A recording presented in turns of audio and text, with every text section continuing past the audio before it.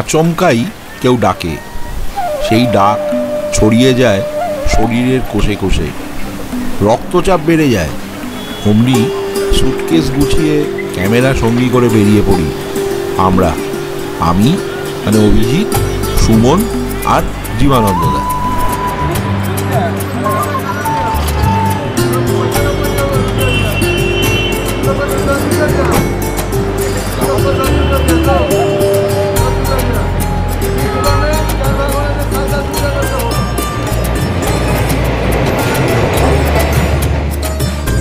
ব্যস্ত, ভীষণ ব্যস্ত শিয়ালদা স্টেশনে এসে দৌড়ঝাঁপ করে উঠে পড়লাম পদাতিক এক্সপ্রেসে।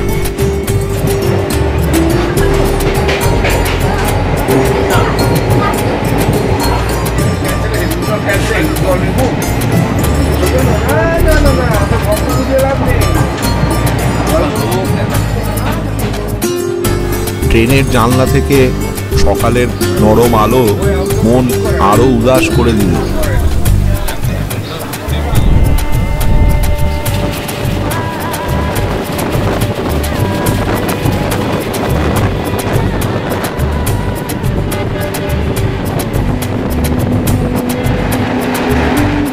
দরজার কাছে দাঁড়িয়ে থেকে আর ছুটন্ত ট্রেন থেকে পিছনে যাওয়া রেলগুলো মনকে অতিষ্ঠ করে তুলছিল। কখন পৌঁছাবো কবিতার পাতায়।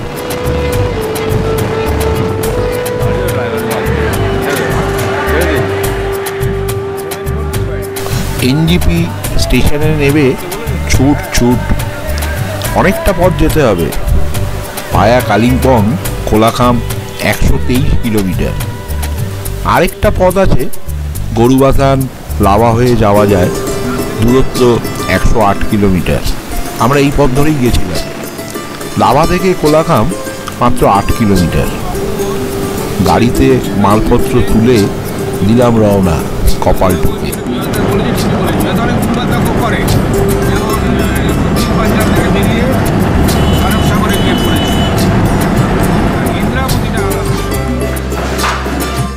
রাস্তায় একটু টি ব্রেক।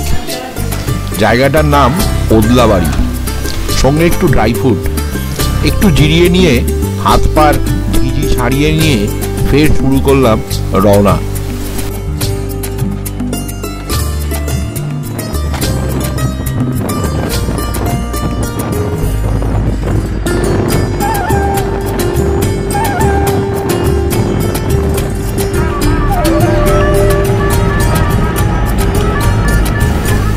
লাভা থেকে কোলাখাম মাত্র 8 কিলোমিটার।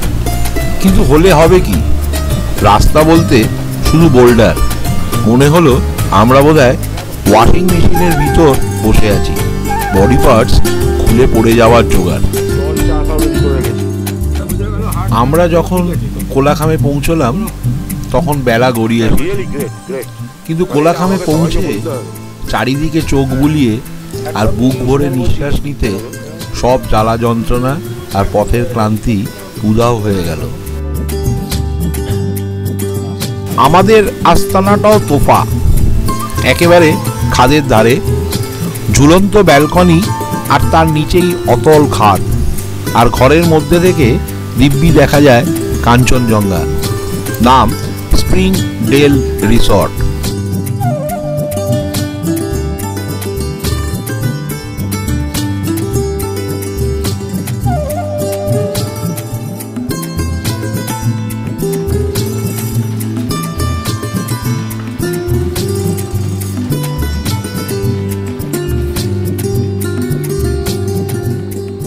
কোলাখামের উচ্চতা 6500 ফুট। এটি একটি নির্ভেজাল নির্জন পাহাড়ি গ্রাম। পর্যটকদের পায়ের চাপে এখনো হাঁসফাঁস অবস্থা হয়নি এই গাঁয়ের। 80 ঘর নেপালি বাসিন্দা নিয়ে এই গ্রাম, আর আছে গুটিকয় রিসর্ট।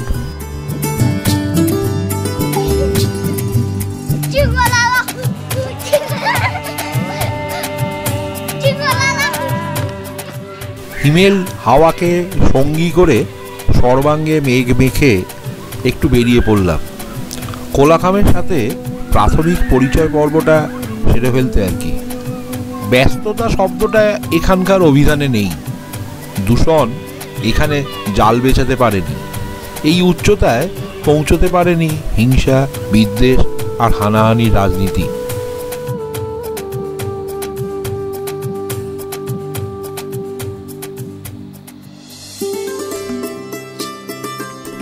ঘরের কাছে হাত বাড়ালেই স্বর্গ আছে, তবু কোথায় দূরে দূরে মাথা খুঁড়ে মরি। হাত বাড়ালেই সবুজ পাহাড়, পথের বাঁকে হঠাৎ দেখা হয়ে যাবে মেঘের দলের সাথে। এক পশলা বৃষ্টি আচমকা ভিজিয়ে দিয়ে যাবে। আর যেখানে অরণ্যের কোলে খোলা চুলে ভেসে যায় নদী, পাথরে পাথরে চিঠি লিখে দিয়ে যায় সে। আমাদের অপেক্ষায় বসে থাকে ভেজা অক্ষরমালা, এর টানেই তো ছুটে আসা।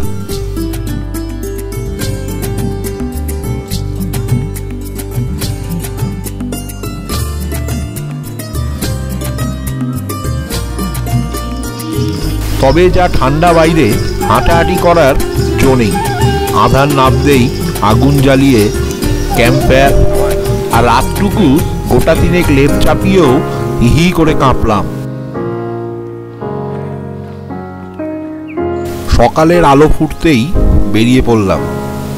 পথের মধ্যে দিয়ে হেঁটে যেতে যেতে আর মেঘের মুকুট পড়া পাহাড়, সবুজ আঁচল ছড়ানো অরণ্য, পাখিদের কিচিরমিচির।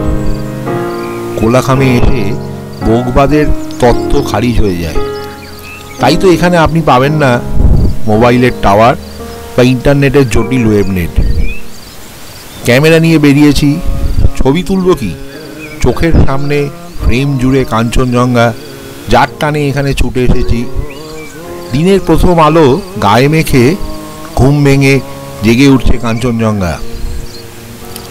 যে ছবি ক্যামেরায় তুললাম তার থেকে আরো অনেক বেশি ছবি রেখে দিলাম মনের ভেতর।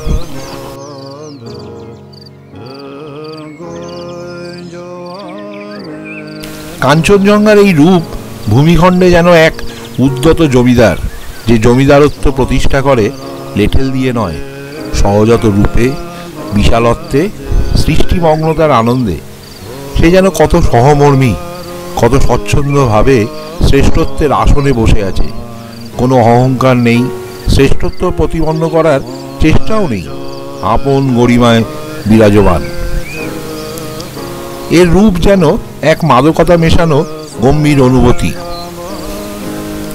কোথায় যেন একটু বিষাদের ছোঁয়াও আছে। গুলজার সাহেবের একটি বাংলায় তর্জমা করা কবিতার কথা মনে পড়ে গেল। লোভ সামলাতে পারলাম না। বইখানা খোলা আছে টেবিলের পরে, ওকে থাকতে দাও ওখানেই। ওর ঘুম এসেছিল পড়তে পড়তে, তাই উঠে গিয়ে ঘুমিয়ে পড়েছিল। সকালের প্রথম আলো উঁকি দিয়ে যায়, জানলায় টোকা মারে, হাওয়া এসে আদর করে হাত বোলায়, তবু ঘুম ভাঙে না, একবার পাশও ফেরে না। তবে ভাবনা চলতেই থাকে। বইখানা খোলা আছে, ওকে থাকতে দাও ওখানেই। যদি ঘুম ভাঙে ওখান থেকেই হয়তো পড়ে যেতে হবে।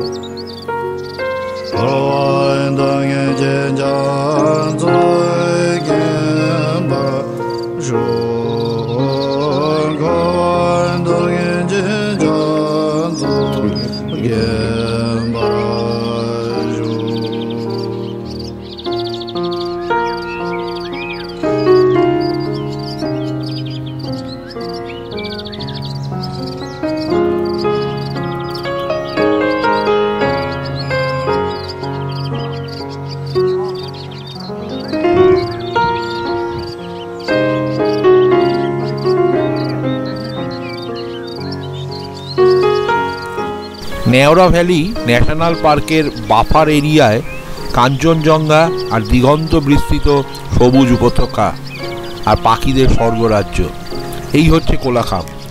মেঘমুক্ত নীল আকাশ আর হালকা থেকে গাঢ় সবুজ রঙের এক অনবদ্য ক্যানভাস এই গ্রাম।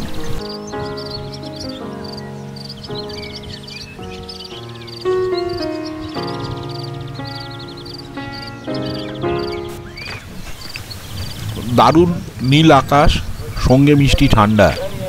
রোদ্দুরটাও কি ভীষণ রকম নরম, মনে হয় গায়ে মেখে বসে থাকি।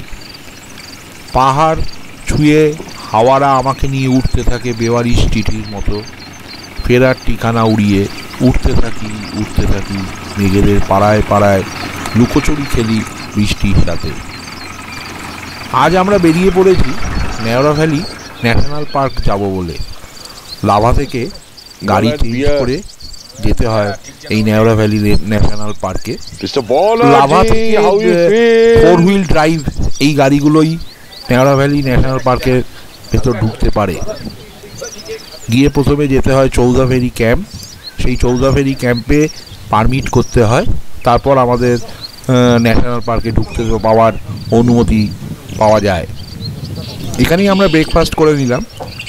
আমাদের সঙ্গে রয়েছে আমাদের গাইড রামকুমার।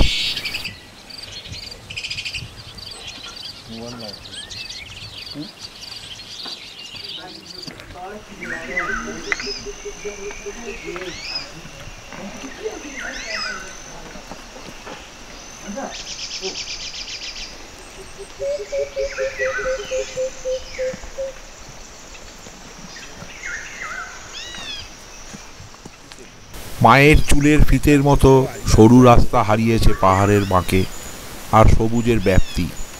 মেঘের আড়াল থেকে কাঞ্চনজঙ্ঘা, পান্ডিম, কাবরুর মতো শৃঙ্গদের হাতছানি, তার সঙ্গে পাখিদের কিচিরমিচির।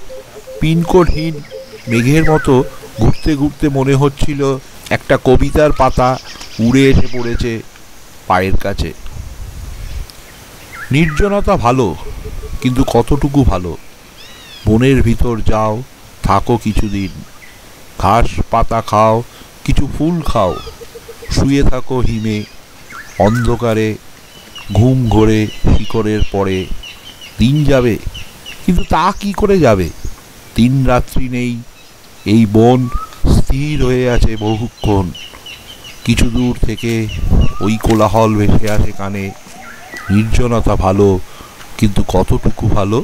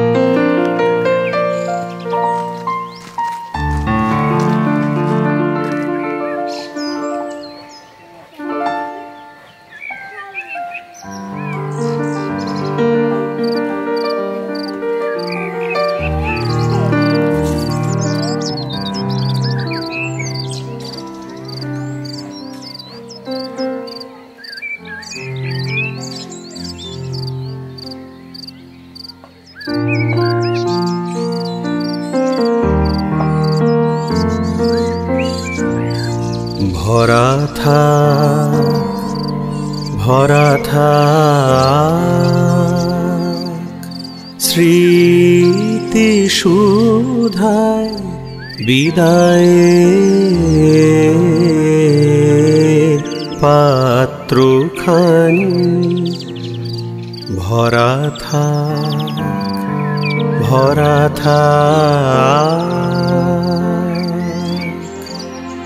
মিলনের উৎসবে তাই ফিরায় দিও আনি ভরা থাক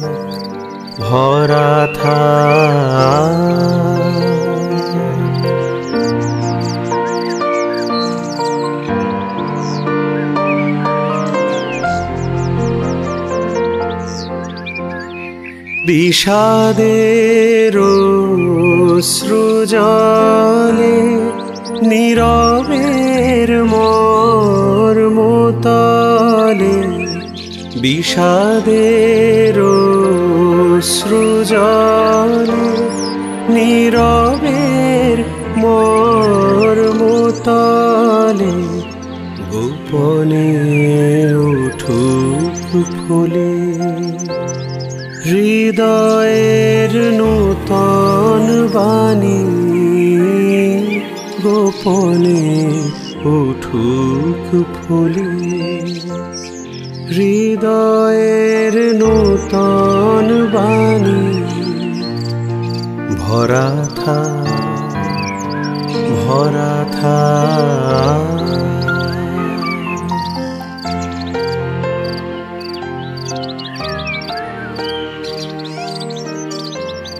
দিনভর পায়ে পায়ে ঘুরে বেড়ালাম কোলাখামে।